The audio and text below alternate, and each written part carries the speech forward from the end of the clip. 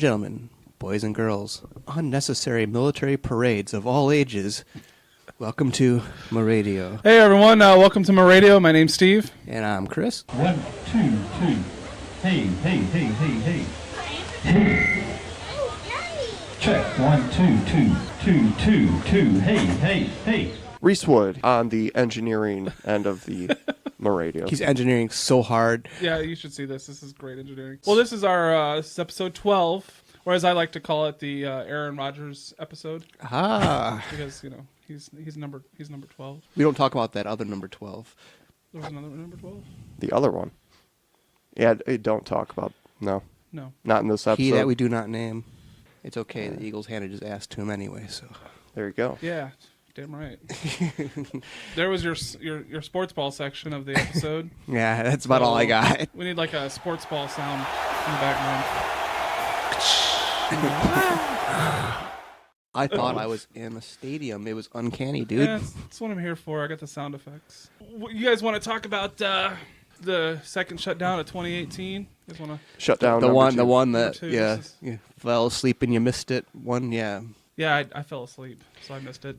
But I did hear about Rand Paul, so yeah. Yes, there was a plus. Yeah, oh yeah, he was in top form this time. I'm a little ambivalent when it comes to Rand. Sometimes he does great, sometimes he drops the ball, in my opinion. But he had a pretty airtight case this time, saying, "Why are you guys getting rid of these spending caps? Why?" For 8 years, you guys were saying, Obama's spending too much, and now you're going to just wink and look the other way? Why? You guys remember a time when Republicans were actually conservatives? That was a great. Remember that? It was for 8 years. Yeah. There was 8 years of it, and now they're not anymore because they have the presidency. So just like when Bush was president, they were Deficit spending, meh. It's our money we're spending this time, is what they're thinking. Like our programs are really important compared to what Obama wanted. So here's the thing: Rand was the single dissenting voice in the Senate, and that forced a little mini shutdown. About 2 hours later, of course, they could vote in his despite, according to the Senate rules, and they did. Was he not able to filibuster? He's able to stop the vote from happening because they needed a unanimous Senate to do it before 1 or 2 in the morning. But he can't get up and talk for 12 hours like he did that one time? Didn't he talk multiple hours? Or He did talk quite a while, but you feel like there would have been like he could have kept going. I don't know how the filibuster really works that well, but it probably would have just been a little bit of grandstanding at that point anyway, though, because he's going to have to sit down eventually. So you think the other people in the other people in the Senate were just sitting on their cell phones okay, Rand. Here's Rand again. Oh, Jesus, here we go again. Just ignoring him. He's up there you guys are crazy. We need to stop the spending. And they're just over there he did go into some detail though over the earmarked stuff in this budget, and it was so ridiculous. I guess what he wanted was to split these budget things into 12 different appropriations bills. That way we could vote on each one of them, and it'd be easier to get rid of some of those. What? Yeah. That's such a good idea. Yeah, it was a good idea, but it didn't quite work out that way. What did happen is the Senate pushed it through. It went to the House. 60-something Democrats jumped on board out of nowhere, probably because of the removal of the spending caps, and something like $130 billion additional dollars approved for domestic stuff. Republicans got what they wanted, $165 billion for the Pentagon, additionally, and because they need the money. They're broke. Well, you got to keep the floors clean there. When people, and the walls. So when people talk I wish that money would come to the cleaners. This is why I start getting twitchy when people talk about bipartisan solutions. Oh, double screwed is what you mean. Yeah, that sounds like what this is. It's like everybody getting a little bit of money off the top there to vote one way or the other. Notice that the Dems all of a sudden were on the DACA people. They got their spending. It's so sad. They were that was their line in the sand. I will say this for Pelosi. She was actually upset about it. Well, It's the only time I've ever been good on you. You could read her face. You could. The reports were that she looked like sullen as all hell about the Democrats jumping on board with the budget. Oh, wow. Yeah. So she couldn't control her people then. That surprises me. Yeah. Wow, there might be some dissension in the ranks for the Democrats. Basically, responsibilities out the window completely for both parties, it would appear. Did anybody mention what they're planning on doing about DACA then? I guess that comes up when it comes up, because we're going to try to head it off here, which That's is what, in March, right? Am I right? I think so, yeah. Yeah, that won't be that big of a battle because the Republicans control the House and the Senate right now. So if they don't want it, they're just not going to vote for it, and the Democrats have nothing to hold. Of course, I think the Republicans are getting a little bit of backlash on this budget deal, and maybe there'd be enough people to jump on board with the DACA thing to maybe try to hold Congress, because the way it's looking, Republicans aren't going to hold it. Trump is just that unpopular, and he's taking a lot of people down with him. Yeah, that's probably very true. So I think the Democrats might be all right just kind of letting that slide until they take control of the House and the Senate. Playing the wait game? Yeah, essentially, yeah. Yeah, I guess, 2 shutdowns. Okay, we're not getting what we wanted this way, so... Yeah, Wait but game. the Republicans would still have the presidency with Trump, so couldn't he just veto that freaking bill? And they'd have to have a super majority to actually get it passed without the president vetoing it, right? If I'm not mistaken on that. They have to have like 2/3 or more. Yeah, you're right. You're totally right if Trump's logical. But you think Trump would actually sign the That was DACA a thing? Are you kidding? He keeps flip-flopping on it. He's like, it might be okay. And then, no. And then, I don't know what his deal is. Well, the Democrats should be, before they pass it, they I know should call him and be like, so what do you think of DACA today? Basically, Oh, actually, I think it's pretty good. Pass it now. I mean, right before Knowing Trump, though, Yeah, by the time they pass it, he's like, actually, I be don't like it tweeting now. right there. Yeah, I hate it. change my mind again. That's interesting with the whole shutdown. I mean, before the first shutdown, it looked like he was ready to be like, meh, on the DACA thing and do something about it, and then all of a sudden he took a hard right again. Yeah. So there's no telling with him. So it makes you wonder, like, are people not going to get paid for the 2 hours that the government will shut down then? Like, is that a thing? Is that going to happen? Like people are going to get their check and they're like, how come I'm short 2 hours? That's weird. I've worked all the hours. Supposed to have that OT time. Yeah. Like, nope. No. Oh, it's because we were shut down for two hours. That's awesome. Mm-hmm. Had to listen to Rand. Rand. I think it's a small amount of money for people to pay to have to listen to Rand. Hey, speaking of OT, let's go back to sports ball for a second. What? Sports Isn't it weird the Packers won their overtime games for like the first time ever this year? Yeah, that's awesome. Okay, Good that's stuff. all I wanted to say. All right. Because usually we're cursed in that respect. Yeah, that's true. We always lose overtime games. Always. Good times. Sports times. ball news. All right. Oh, sorry. Trying to sound effects. Yeah, no. That work? All right, cool. So let's pivot, but not a big pivot, like a tiny, hey, that's another sports thing. A pivot is like look at that. you're allowed. Look at that. Mm-hmm. You're allowed to pivot, and it's not traveling. Yeah, I see what you did see? there. So let's pivot to Trump and his military parade. Apparently, Trump wants a military parade in the United States Because reasons. because France had one. He wants it bigger than France's. We don't have military parades in the U.S.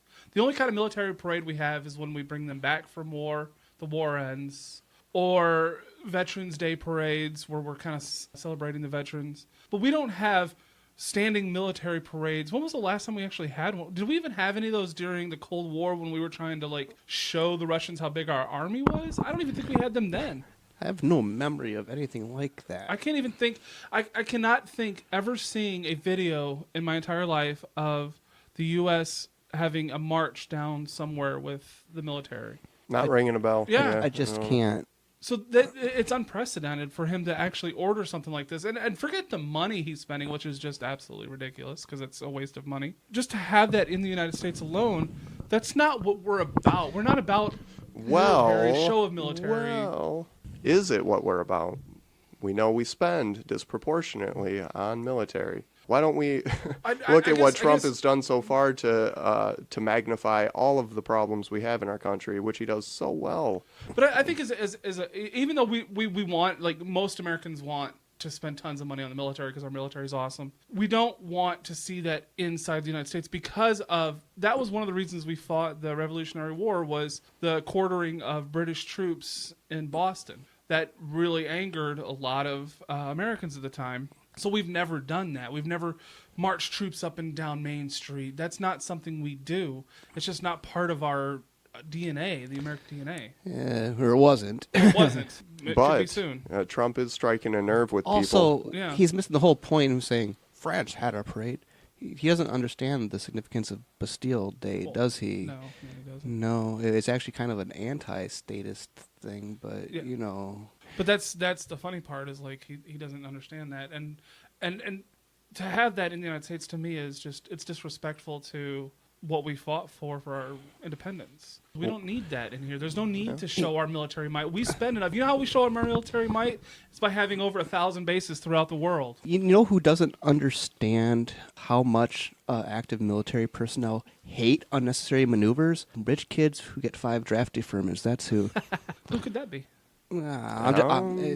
I can't think of them just now. There's got to be somebody that Yeah, fits there's somebody. that bill. Yeah, I would think so. I find it absolutely a waste of money and a waste of time, and it makes me sad. I'm always looking for the positive in it, and with everything with our current president, every time he makes a mistake, he makes himself a punching bag for all those issues that he's magnifying through his mistakes. Right. And if anybody's going to do it, I'm glad it's Donald Trump doing it, because who would want a good guy in there taking all the punches, some of the things he is magnifying. Right. Our military spending is something we should think about, and when are we going to think about it? How many more conflicts do we need to be involved in? I'm really hoping when the dust all settles from Hurricane Trump that people are going to realize, okay, this wasn't just a Trump thing. This was a out-of-control statism thing. Well, if you know, we just got done saying that they gave the Pentagon another $165 billion. If that doesn't scream we're giving way too much money to the military, I don't know what does. And the fact that seems to be okay for a good portion of Congress, which are the people who, you know, represent the people who voted for them and actually probably think that that's okay too. We have a huge mindset in this country of spend on the military. And they don't understand, or they don't want to understand, that we don't need to spend that much. Defense spending, yeah. Yeah, defense. Well, something like, what was it, 10 trillion or so Obama added to the debt, and it looks like Trump's on par to beat that. Well, he wants to win. He wants to beat Obama at everything. If you're not first, you're last. Right, exactly. He's like, I'm going to have the biggest deficit ever in the history of the world because I'm Trump. That was a terrible Trump. Bankruptcy. It's what he does. Right. Oh, conspiracy time. Please do. What if all the rich people that control the government brought Trump in to negotiate the bankruptcy of the United States? Whoa. Because he's already done it so many times. Mind blown. Poof. So they're like, it's going to happen. We need somebody in power who's done it before and knows what it's like. So they push him on America, and now he's going to negotiate our bankruptcy. You mean not Obama? Obama was there to help push us towards that, but they needed someone who actually knows how to like file for bankruptcy. It's like, who has filed for bankruptcy more than Donald Trump? Yeah, no one. No one. And everybody loves Donald Trump, so let's push him in. It just feeds into my theory even more that everyone was like, oh, if we let Hillary win this one and all of this stuff happens, yeah, she's going to look bad. But Trump, oh, he can look bad all day. Yeah. And that's all we've seen from him. We have not seen anything that people are happy with at all. Yeah, and he brushes that stuff off like. Yes. I don't even like what you're gonna make fun of me? I don't care. Like, like, my only question is, can he do this for a whole nother term? Well, it depends on how fast he can file for bankruptcy for the United States. China's gonna be so mad. All right, we'll be right back. One of the things this bill does is it's going to add $500 billion in spending over a 2-year period. This bill increases spending 21%. Does that sound like a large amount? Anybody at home getting a bonus or an increase in your paycheck of 21%? And yet your government's going to spend 21% more without really having a full debate, without having amendments. I gotta get this commercial. And then the thing? Yeah, you gotta tell me about Uber, though. Uber, you mean a phone that has a map and shows you the places you need to go to get someone they need to Uber. Uber is everywhere, even Beloit. Find Uber Beloit on Facebook. Be smart and be safe. Use Uber. Welcome back. This is Muh Radio, episode 12, the Aaron Rodgers episode of Muh Radio.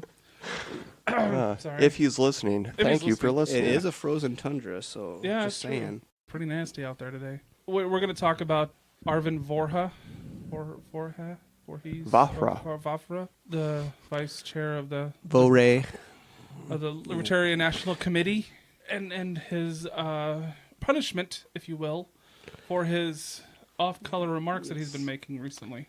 Yes, the Libertarian National Committee voted to censure him, basically addressing down on the LNC floor, which is mostly just, it's not going to stop him from being vice chair. It was 8-8 as far as removal went. And he was one of the voters, so... Well, I don't understand that. I don't understand how you can vote for your... I would imagine anytime there's something to do with a council of any kind, that you shouldn't, if you're the one being voted against, you shouldn't be allowed to vote, because everybody knows what you're going to vote. You would think, but, I mean, not that it would have ultimately mattered, because they needed a 2/3 for removal, but... Which they had at one point, but I think some of the anti-Vora people got so shrill, it swung back the other way, because there was some people really discrediting by going too far in their accusations. Right. Kokesh had to jump in for one, and he started like saying all kinds of crazy stuff about Bill Weld being a pedophile supporter and things like this. He got conspiratorial publicly. Yeah. And some people passed that around. Someone who I had respected. I'm not going to go into detail, but yeah, it sort of hurt the cause and made a few people shift their vote back to Vora staying. And so yeah, didn't get the votes for that. He did get the chewing out by the LNC, which isn't going to stop him. He's not the kind of guy who's going to respond to criticism whatsoever, no matter how warranted the criticism. But at least they sort of get to distance themselves from his words, which could come in handy later, because you've seen how things can just simmer and stew and be brought up at the worst possible time, politically speaking. If we start to make gains, everyone's going to have to answer the Arvind Vora question. Yeah, and that's why after the failure to suspend him or remove him, Larry Sharp quit the LNC. He resigned from it, with probably one of the best resignation letters ever. Yeah. Where he basically said it's me, not you, kind of thing. Like it was pretty good. It was just a little bit of snark done well. Yeah. He wasn't mean or rude about it. He just kind of like, just the way he did it just kind of was just like, right. You're almost like, when you're reading it, you're almost going like, is he being a jerk? Or is he being really nice? Like that's literally the first time I read it. I was like, I don't know. Is he being that a is jerk peak libertarian. Yeah, it is. It was great. It was perfect. Like a polished razor keen, wound with a touch that is scarcely felt or seen. What? Sharp. Larry. Hey, that's great. It was a little poem I heard about satire, and I remembered those lines like forever, and it's great that I got to like seem educated just now. Thank you for that. Actually. That was really good.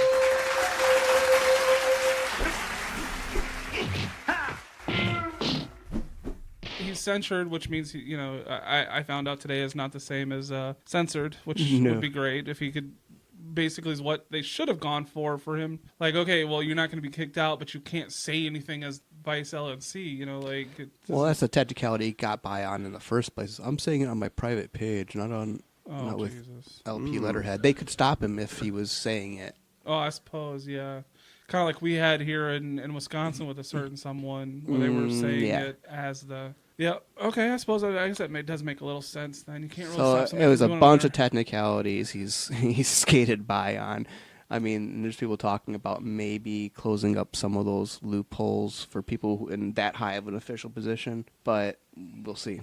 Hopefully that's something we vote on. And I mean, we're never going to say you can't say something, but we might say we're going to relieve you of a position in which you can't say it. Right. No. Well, yeah, I mean, free Arvin, vote him out. Right. So yeah, that's unfortunate that it didn't go the way a lot of us wanted, but I feel like by at least doing that, it became a non-story.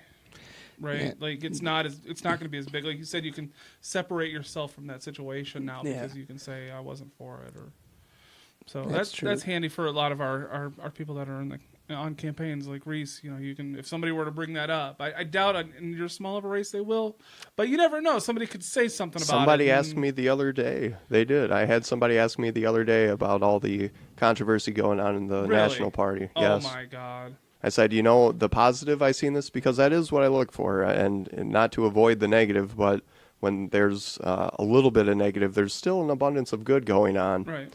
And the good going on with all of this is that the state parties, the local affiliates, seem to be paying attention to this national issue. And what does that do? It strengthens the people on those state and the county affiliates. Yeah. People might want to leave the National Party, but I don't think this is going to make people want to, real libertarians who are really looking at being supporting the Libertarian Party. They care about local. They care about state. Yep. And maybe not so much the national, which would be, in comparison to government, the federal, the larger picture. Yeah. I was just talking to you about this, Steve, about decentralization is sort of what we do. Yeah, It is. Yeah. So it's interesting to see how all of this is playing out. It's kind of the Trump treatment, if you look at it that way. We have a guy doing things that maybe you would see our president saying. Right. And the same controversy following. And with all that shakes up some positive results, but we've yet to see the results. Maybe that's going to be in more people joining state and local affiliates. But I don't think people are going to leave over this. No, I don't either. I saw a few people on Facebook saying, I'm leaving for good. And Larry Sharp didn't resign as a libertarian. No. A lot of people who passed the story, though, were very confused about that, and they were saying, Larry Sharp leaves the LP. No, he left the LNC. When I first saw it, that's what I thought. Well, there's people who only read the headlines, but then there's people who read, and like you said, what you read was kind of confusing, kind of made you think, and that's what we need right now, that critical assessment of everything. So, I mean, it's good, but yeah, it's rocky. Yep, definitely. So maybe we should pivot again, a little more pivoting. Mm-hmm. Pivot. Yeah. Pivoting. Don't travel. No, we're not traveling. We're pivoting. We've pivoted. Shot clock's running out, dude. You need to just go for it. Let's talk about Nick Sarwark. All right. Yes, the NPR interview. That was close. Got off just in time. Which Reese has heard, but we have not. So we're gonna defer to you a little bit on that. I know Nick listens to Muh Radio. I know he does. He does. Everybody does. Yes, I heard him call. Or I saw he called us out on Facebook one time, and so it was ugly. Anyways, heard this interview he did with NPR, and it was great to hear a libertarian on NPR. Right. When do you hear this? Never, right? But some of the questions, some of his responses, it did seem like the interview person was put him on the spot and really trying to be aggressive with the questions, almost damaging with the questions, which is a good thing if you respond correctly. Right. I think Nick kept his calm, kept his cool, which is the best thing to do politically, but I don't know if he hit the nail on the head with some of the questions. But I would recommend, if anybody's listening, check out the NPR interview. I don't know how recent that is, but they are airing it on the FM, so it has to be relevant. Yeah, I definitely want to hear it now that you've talked about it, because I want to hear some of the things he says, because I feel like he has good moments, but he has a lot of bad ones too. And I think one of the reasons why he never came out against Arvin as hard as a lot of us wanted him to was because I think he holds a lot of those same views. I think he's an anarchist also, or at least to some extent of that, more than most. And I think that that I don't know if that's the right person to lead the Libertarian Party. And the reason why I think that is because people that believe what they believe tend to be a little bit more radical. And we don't need radical for a national party. You can be as radical as you want as a person, but right now we need to build the party as big as possible. So we need people who appeal broadly, that can explain our positions without going over the top. Yeah. Right.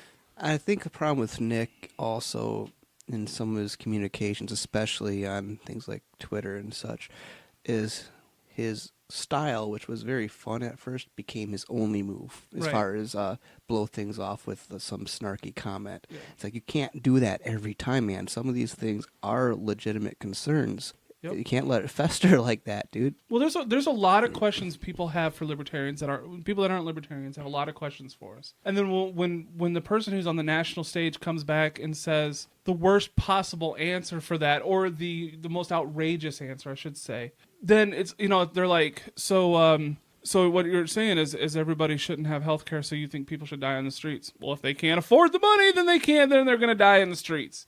I've seen people answer that way. Well, if they can't afford it, they're going to die, Mm-hmm. Well, that's not what real libertarians think. That's a fringe, know? I mean, a legit answer would be going into how much less these things would cost without the government flooding the market with their or that funny charity money. Might pick up the slack, or the fact that most libertarians would say we need a small social safety net at first, at least, until everything gets covered by charity. You can't just say, well, they're all going to die because they can't afford to pay their bills. It's stupid. Yeah, and it's getting into how insurance was originally supposed to be for like catastrophic type illnesses. And of course, when you start applying it to every single medical service gets more expensive. Yep. Be like if the government paid for your oil changes, how expensive would car insurance be then? Right. Yeah. Exactly. and that's like I said, that's one of the problems is we don't have someone who can answer these questions in a polite, concise way that actually draws people to the Libertarian Party. They come out and they're like super aggressive about it, and I see this in the National Party, and even in some of the state parties. And our state party, we have people who are like very aggressive about the way they answer some of these questions, and I just want to like grab people that are listening to these people and go, no, stop. That's not how it's going to work. That's the worst case scenario. Let's start talking about the best way to get to a good case scenario, which is to pull back the government slowly. It's not like if we all voted Libertarian tomorrow and we had a president and the Congress, they wouldn't end food stamps tomorrow. That's not going to happen, right? They would it's a good example. Ratchet down, right? You would bring that down. That's the last thing we would worry about. It just irritates me when I see people going... And we see the work that we've gone through to try to not let's blow it all up. No, let's build voluntary alternatives. Yeah, I feel like we should explain to people that aren't libertarians that we want to build from the bottom up. We don't want to go from top down. We want to go bottom up. That's something I've been having to explain to people for the campaign is that somebody asked me about reducing or eliminating social safety nets, and they said, well, that sounds like you're going to harm a lot of people. And I responded to them by saying, if we can find a way, take your favorite social program and tell me how we could maybe do that locally better, then we would be on the path to having a solution in place that isn't very far removed, like most of our social safety nets. It's non-efficient the way we have things set up. So libertarians and our campaign is specifically looking at how we can make these federal options, these far removed options, actual local options. Right. Yeah, like you said, building from the ground up locally. I think that's how we're going to succeed with a lot of things. People are scared to remove the big safety net. And, but that's all it is. I mean, imagine removing Medicaid or Medicare from the country right away. Just cut it by, boom. People would be probably dying in the streets because they have no alternative because they're used to this. So you can't just cut these, like that Kokesh guy coming out and going, if I was elected president tomorrow, I would end everything. Cool. People would die. Good job. We don't want to see people die. Right. We need to make sure that everybody's secure in a good, nice way before we get rid of the program that is helping them. We're not the party of shock treatment. Yeah. And I think that is what people think about us. They think Yeah. we're going to hook them up to some electric shock therapy, Yeah. and at the end of it, And then hopefully we're breathing. But and when we have people like Nick and Arvin, who are the heads of our party, yes, I was using the air quotations, even though you guys couldn't see me there, but He air quoted so good, you should have seen it, yeah, guys. it was the best air quote ever. As they are the leaders of the party, essentially, like coming out and saying a lot of these things, it does scare people away from us, and that's the problem. We need to change the script a little bit and explain to people how we want to do these things. Yeah, we're explaining what we want. We want government completely gone, or mostly completely gone, some of us. How do we get there? We don't get there just by destroying the government tomorrow. Like, that doesn't work. It doesn't work that way. Yeah, something worse is going to take its place if you do it that way. They're bringing dynamite to a thing you should bring a ratchet set to, you know? And I don't know how we can change the mindset of people with that. Like, and I feel like we also need to change the mindset of people, other libertarians who think that we should do that. There are libertarians out there that think we should just end it today. non-incremental. Non-incrementally. Yeah. And it's like, dude, calm down. This is not going to happen in your lifetime or even our kids' lifetime, probably. This is something that's going to take time because people are so dependent on government. You're saying we have radicals within our party, Yeah, which we embrace. I think we embrace our radicals within our party very well. Yeah. Because let's face it, we have a lot of different libertarians on the libertarian spectrum. Right. The Democrats and Republicans, maybe not so much. I don't know if they embrace their radicals in a positive way. Not very often, I don't think. So maybe if we can embrace our radicals as positively, which we have, though. We've isn't kind of easy. made a deal with these radicals, like, hey, let's work towards a goal. But a lot of the radicals have forgotten the whole working towards the goal. They just see the goal as being no government, and boom. That they don't stop to think, well, what effect does that have on the entire country, on the entire world, on the economy? How do you do it in a way where it lasts more than 5 minutes? Yeah. And, if you take down the U.S. government right now, you crash the entire world financial market. Everybody is now broke, and you have a worldwide depression that would kill billions. And then the first strongman character who comes along promising security... dictator for Boom. Prez 2020. Boom. Yeah, right. Yeah, we've seen this movie before. Yeah, and that's the truth. So we need to temper our message down a little bit, I think, and to have people like Nick and Arvin going out and saying what they say. It's like, calm down, guys. You guys are representing us. Represent the whole party, not just the radicals in the party. I do thank them for being on the line, though, for these matters, because as these matters happen, like I keep saying, we're all learning, and you learn from mistakes. Oh, yeah. If you're not the person making the mistake, someone else is, and you probably should be trying to learn from that. With our party, there's a lot to learn from right now. It's a good thing. We're going to break this up. Sounds good. Break it. Right. Right.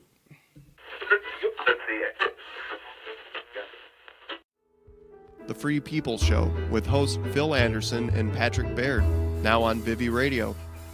The Free People Show is a live podcast about free people, about freeing people from the coercion of government and politics. Visit freepeopleshow.com on the web. This broadcast is brought to you by Vivi Media, online radio and podcast, Beloit, Wisconsin. Visit us at www.vivimedia.org or also follow us on Facebook at www.facebook.com/Vivi Media. Stand up. All right, everyone. Welcome back. I hope those commercials were amazing. I'm sure they were probably the best. Nutritious and delicious. Yeah, Reese has got some great commercials now. I listen to the podcast now, and you get some great commercials. Yeah, we're building them. Yeah, I think my favorite ones are you and your girl like talking back and forth, where she's like, "No, that's not it." Like, yeah. What was that you guys were doing in that one commercial where you said something and she goes, "No, that's not it," or she goes, "No, that's not what it is," or something. So the recent recordings with my daughters, they will come up to me and, "Dad, we're recording now." So the Uber one, okay. Delia wanted to tell me about a joke, and I said, "Not right now. Now you're going to tell me about Uber." And she was like, All right, Dad. So that's what you're in. And she's like waiting to tell me a joke. That's awesome. But she's like, but I'm going to tell him about Uber instead. So yeah, they want a podcast and they want to record. That's awesome. Yeah. Hopefully we got some of those good commercials in there for you guys to listen to, because those are probably more entertaining than we are. No way. Can we pivot again? Am I overusing the pivoting term again? No. I'll allow one more. All right, we're going to pivot again. Get a pass on the pivot. I'll allow it. So we're going to talk about some local stuff. Reese is kind of the local guy because that's his thing. Yeah, national level, forget about it. State and local, I care about that. All right. So in the last, since the last episode, since episode 11. The 11th. We had a assembly lady here in Wisconsin for the 20th District Assembly. Representative Sinicki wanted some form of review with the homeschool laws here in Wisconsin. Okay. The homeschool laws here in Wisconsin, being a homeschool parent myself, I think we have a really good thing going with the homeschool laws. You fill out a form, a P1206, every year for every individual child. Then the responsibility is on you as a parent to provide education and the results. So everything's on you. Is there any testing that they have to do at the end of the year to show that you've taught them anything, or? There's no testing requirements. There's no material requirement, no curriculum requirement, no educational requirement in any way. So when they turn 18, essentially, like their graduation year, can they get into college with that, or do they have to get a GED? There is a diploma that you can get, I believe, issued by the state. Okay. That would be something you would have to look into online. Wisconsin Parents Association, I believe, is a good website, a good group to follow up with. I was just curious because I'm going to have a kid, and I figure I'm smarter than most of the teachers that the kid will have. So I figured I would homeschool. I'm hoping, maybe, potentially, once I win the Powerball and I'm super rich and I can stay at home. No. You don't have to win the Powerball. But well, I'd have to pay my bills somehow. I feel like it's a little bit better, but it's a whole other subject. What was she saying about? She was requesting a study committee. Basically, there was an issue that I didn't read too much about, but it is an issue with homeschooling that goes on every now and then. You'll hear about some kids that were abused or some neglect took place, right, and they happen to be homeschooled as well. We had a combination of those issues take place, and our representative Sinicki wanted to review our laws. That feels like a more of a reason to check into this stuff, because what are the is there more percentage-wise of kids being harmed from being homeschooled than there are from not? A disproportionate number? Yeah, but I don't think so. I don't feel that's... I think they're conflating two issues here. Yeah, and well, not necessarily, because parents could be keeping their kids home from school so that they can, ignore them, you know what I mean? Like that family that had, 25 kids locked in their basement. You guys hear about that just recently? I just did now, and that sounds terrible. Yeah, literally they had... The kids were the oldest kid was 24, and they were all locked in this room. They had 10 or 12 kids. It was insane. But yeah, anyway, I heard something about that. But what I'm saying is they can say that they were homeschooled so that they don't have to go to school because of physical abuse or emotional abuse or whatever. So I could see how they're trying to connect those two things. Mm-hmm. But I'm wondering, is there more of that happening to homeschool kids than there are kids who just go to school anyway? I feel like it's probably an equal amount. Yeah, I'm just saying, I've got most of my bruises at school. Right. I don't know if you should have seen the other guy, though. Flawless victory. Fatality. But to me, it sounds like a reason to... They want to stop homeschooling because the state loses money. Or change it to be more reflective and more comparable to the public option. Yeah, but I also feel like their main goal usually is to end homeschooling because, you with your kids, when you're keeping them out of school, the school that they would normally go to isn't getting that money for each kid because they get that money from state and from federal per kid for their budget. And when you're keeping your kids at home, teaching them here, they're not getting that money, so they feel like they're losing out. So if they can connect something that sounds bad with homeschooling, they're gonna try so they can force you to put your kids into school. Right, and this is a good case for if there was a libertarian assembly person elected here in Wisconsin. Do you think that libertarian assembly person would be bringing up the abuse going on in our public schools. As you said, there's a disproportionate number. The public schools provide far more education than homeschooling families in Wisconsin. Right. Even though homeschooling's on the rise, the public school option is still the most used option. Yeah. So are there more abuses taking place? That's obvious that there are. Think about like Chris said with getting beat up. If you send your kid, like if your kid stays at home, then you have the potential of you like abusing your kid, right? Like that's pretty much the only chance of that kid getting hurt, right? But if you send him to school, then you have teachers, you have principals, you have other students, and you have random people, janitors, and like random people around the school, bus drivers. Like there's tons of more people who are going to be around your kid who have a potential to harm your kid. I'm thinking if you're trying to say that they're getting harmed because they're at home, you're probably just doing that to make a connection that isn't actually there. That's all I'm saying. That's what we get when we elect people who spent 20 years or so on maybe a local school board or... And with this representative, she did previously serve on a local school board, so she is in favor of public schools versus homeschooling. This is the importance of having diverse representatives, people who do represent, even if they are a minority in our state, still are representing people. In this case, it would be great to have a representative that actually stood up against or had a contradictory... I assume there's nobody in the state senate or whatever assembly that has homeschooled their kids then, because... it's a good question. You know, maybe we should try to contact some of them and find out. Yeah. That would be a good one. You know, contact your rep and ask if they homeschool. Yeah, and if they do, if they didn't, find out why not, because it'd be kind of interesting to find out, like, why don't you homeschool your kids if you could? Okay, Steve, you had your conspiracy moment already for the episode. I think it's my turn. I'm ready. Okay. Let's bring this on.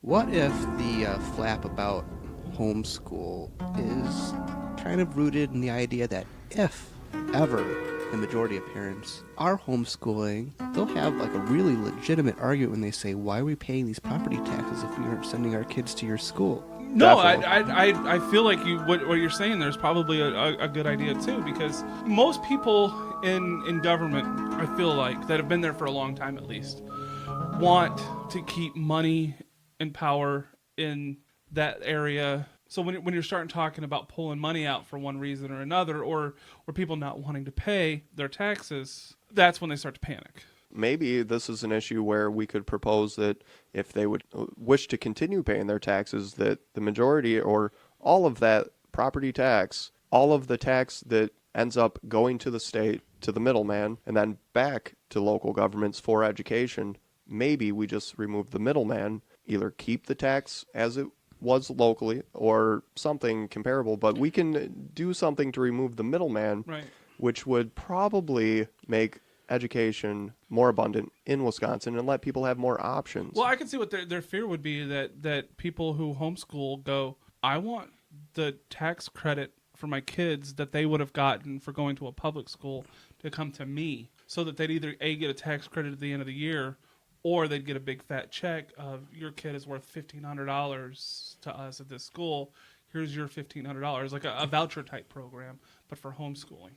Could you imagine that if you got whatever money that your kid would bring to that school brought to you, so that you had that money to actually, buy more supplies for your kid? That'd be awesome. Damn, of course they're panicking. Could you imagine if more parents started homeschooling and demanded that, or demanded, like you said, not to pay taxes potentially because of what's the point? And I kind of think it's, even if I had no issue at all with the coercive nature of our educational system, I would have a real problem with the idea that, okay, if you live in an area where there's not, it's maybe kind of a poorer area, they're not collecting a whole lot of property taxes compared to some of the neighboring areas, that your kid deserves to go to a crappier school. That's a dumb system in the first place. Well, it's not supposed to be that way, but it is. Yes. It's supposed to be equal. Every kid gets a certain amount for every state. So, like, if it's $1,500 for one school, it should be $1,500 for the other one. But that's not always the way it works out.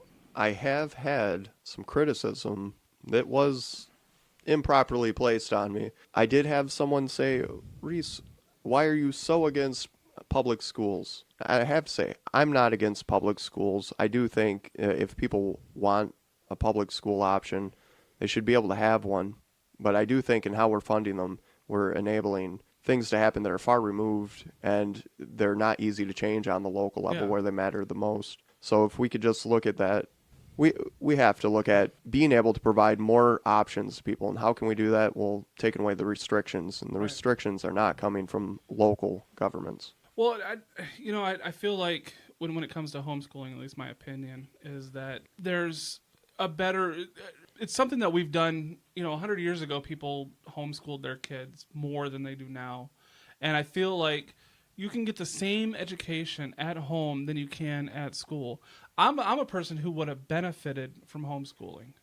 Myself also, yeah. Yeah, I was so shy and so nervous when I went to school that I didn't do anything. I didn't talk in class. I just sat there and it was not fun for me. But if you gave me a book and said, "Here, read this," I would have gone to my room, read the book, and 4 or 5 hours later came out and gone, "Awesome book, give me another one."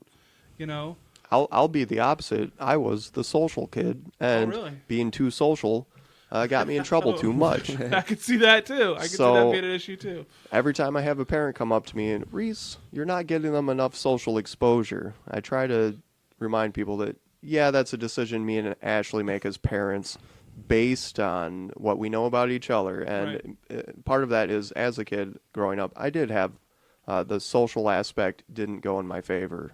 I could have benefited from the homeschool option, like you said, from having a little less social exposure, maybe. And you can still have social exposure if you need it as a homeschooled kid. It's called Cub Scouts, Girl Scouts. It's called any option sports, that's out there. There's tons of stuff that kids can do. It's called the park. Send your kids to the park. There's tons of kids in the park. And there's homeschool groups. Yeah. There are people who care so much about homeschooling that there's people who are offended at the homeschool term because it's education to them. Right. So you got to remember, there's people out there who really do care about education, and yes, they are air quotations homeschooling. Right. But I would just like to point out one of the biggest physicists in the history of physics was schooled by himself and never went to college and came up with electromagnetism. I'm just saying. Just wanted to point that out. There's a lot of historical homeschoolers that are, that you'd be surprised. It's weird people get locked in a certain way of thinking, like, however did children play together before it became compulsory? You guys want to blaze through some other stuff here? Yeah, let's hit some other stuff up before we run out of time here. Beloit news. This is some law enforcement related news. We had 59 body cameras issued by the end of February to Beloit Police Department. Nice. Little side note, the footage captured is stored for 180 days. It's a little extra information. Our local law enforcement getting cameras. Here's an idea with that. I think that's a great idea, and I think every cop should have that now. Because they've actually shown studies that show the cops, not only are their cops nicer, but the people they're talking to are nicer. It's one of those things that, like, you're on camera, you're usually going to be a little nicer. Now if we could only get the things they're talking about to be nice things. Right. But if everyone didn't have to approach each other and fake smile in those engagements, because, the cameras will bring, just like our president, will bring the issues to a front. Right. And then we're going to have to wonder what we're really doing. Here's something that I think we should suggest is that all camera footage from all cameras is uploaded to the internet. Yeah, that's a lot of footage, but maybe for the first 100 days or something like that, it's available, all footage is available on the internet, unedited, raw. I mean, public information being made public. Yeah. Or it's streaming live, and you can type into Officer 5133 That'd be so and cool. see what he's doing live. And the only time it should be turned off is when he's like in his car not doing anything, or when he's using the restroom or something like that, because you don't really want to like log into a cop going, Jesus. And even those will be questionable off-camera behaviors. So that's a good idea. If they're interacting with anyone ever for any reason at all, the camera's got to be on. And they are allowed to turn it off, because if they kept it recording the entire time, then there would be so much memory that it would be ridiculous. But if you could have it some way to be able to watch it live or recorded unedited raw, would really change a lot of behavior. Yeah, definitely.